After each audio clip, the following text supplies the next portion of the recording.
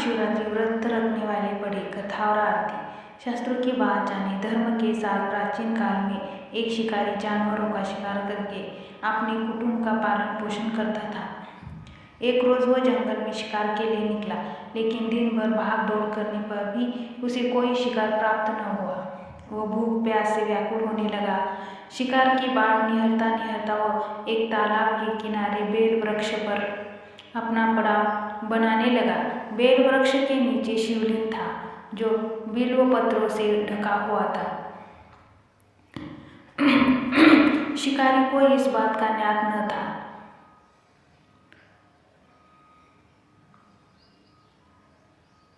300 साल बाद महाशिवरात्रि पर कोई दुर्लभ संयोग इन राशियों पर बरसेगा। भोले की कृपा। महाशिवरात्रि पर बनेंगे ढेरों योग। इस समय पर करे शिव जी की पूजा, पूरी होगी हर इच्छा। पड़ाव बनाते बनाते उसने जो टहनियाँ तोड़ी वे संयोग से शिवलिंग पर जा गिरी। शिकार की राह देखता देखता वह बिल्व पेड़ से पत्ते तोड़कर शिवलिंग पर अर्पित करता गया। दिन भर भूखे प्यासे शिकारी का व्रत भी हो गया और शिवलिंग पर बेलपत्र भी चढ़ गए। इस तरह वो अनजाने में किए गए पुण्य का भागी बन गया।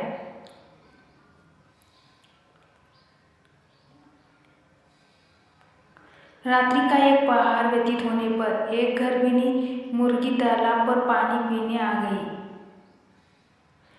शिकारी ने धनुष्य पर तीर चढ़ाकर जो ही प्रत्यंचा खींची। मुर्गी मरगी बोली, शिकारी मुझे मत मारो, मैं गर्भिणी हूँ, शीघ्र ही प्रसव करूँगी।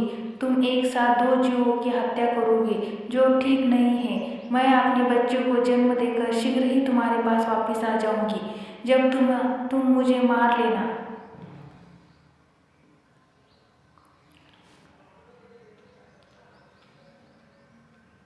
शिकारी को हिरनी सच्ची लगी।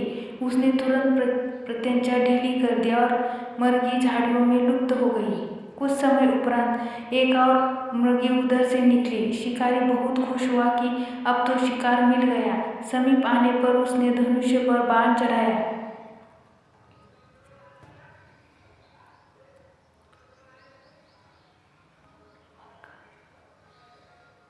मगरी ने विनम्रतापूर्वक निवेदन किया, हे शिकारी, मैं थोड़ी देर पहले ही ऋतु से निवृत्त हुई हूँ। कामतुर विरहिणी हूँ, अपने प्रिय की खोज में भटक रही हूँ। मैं अपने पति से मिलकर शीघ्र ही तुम्हारे पास आ जाऊंगी।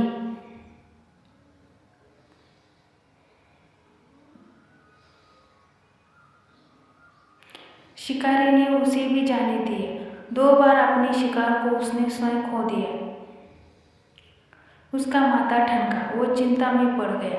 रात्रि का आखिरी पहर बीत रहा था, तभी एक अन्य मगरी अपने बच्चों के साथ उधर से निकली।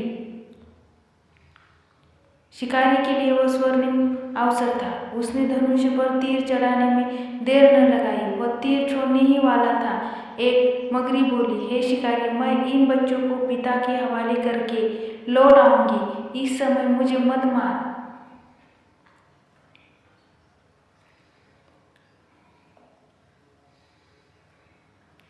शिकारी हंसा और बोला, सामने आए शिकार को छोड़ दो, मैं ऐसा मूर्ख नहीं। इससे पहले मैं 2 बार अपना शिकार खो चुका हूँ। मेरे बच्चे भूख प्यास से तड़प रहे होंगे।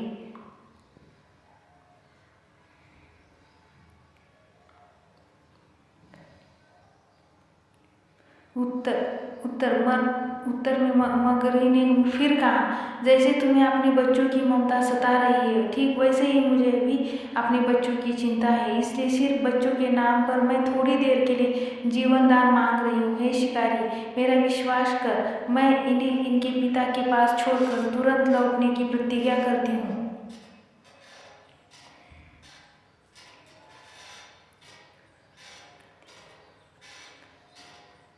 मगरी का दीन स्वर सुनकर शिकारी को उस पर दया आ गई। उसने उस मगरी को भी जाने दिया। शिकार के अभाव में बेल वृक्ष पर बैठा शिकारी बेलपत्र तोड़ तोड़ कर नीचे फेंकता जा रहा था।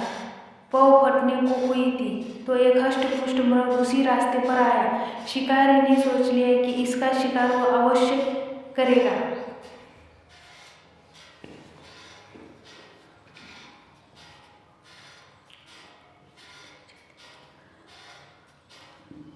शिकारी की तनी प्रत्यंचा देखकर मगरी विनीत स्वर में बोला, हे शिकारी भाई, यदि तुमने मुझसे पूर्व आने वाली 3 मगरियों तथा छोटे छोटे बच्चों को मार डाला है तो मुझे भी मारने में विलंब न करो, ताकि उनके वियोग में मुझे एक क्षण भी दुख न सहना पड़े।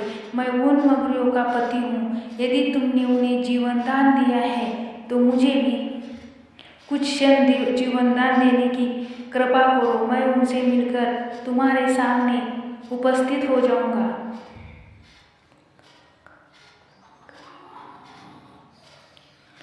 मृग की बात सुनते ही शिकारी के सामने पूरी रात का घटना चक्र घूम गया। उसने सारी कथा मगरी को सुना दी। तब मृग ने कहा, मेरी तीनों पत्नियां जिस प्रकार प्रतिज्ञाबद्ध होकर गई है, मेरी मृत्यु से अपने धर्म का पालन नहीं कर पाएंगी। अंत जैसे तुमने उन्हें विश्वास पत्र मानकर छोड़ा है, वैसे ही मुझे भी जाने दो। मैं उन सब के साथ तुम्हारे सामने शीघ्र ही उपस्थित होता हूँ।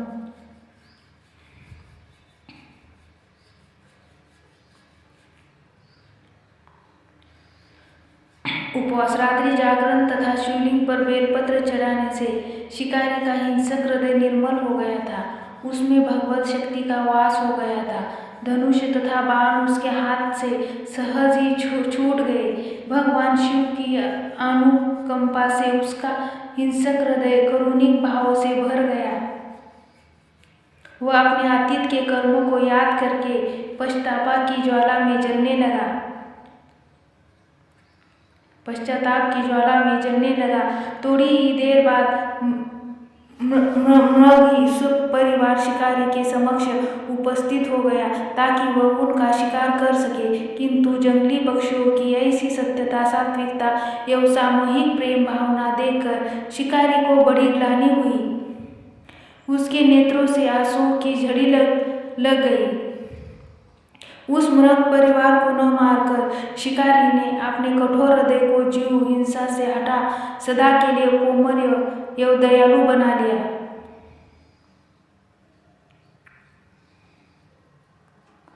देवलोक से समस्त देव समाज भी इस घटना को देख रहा था।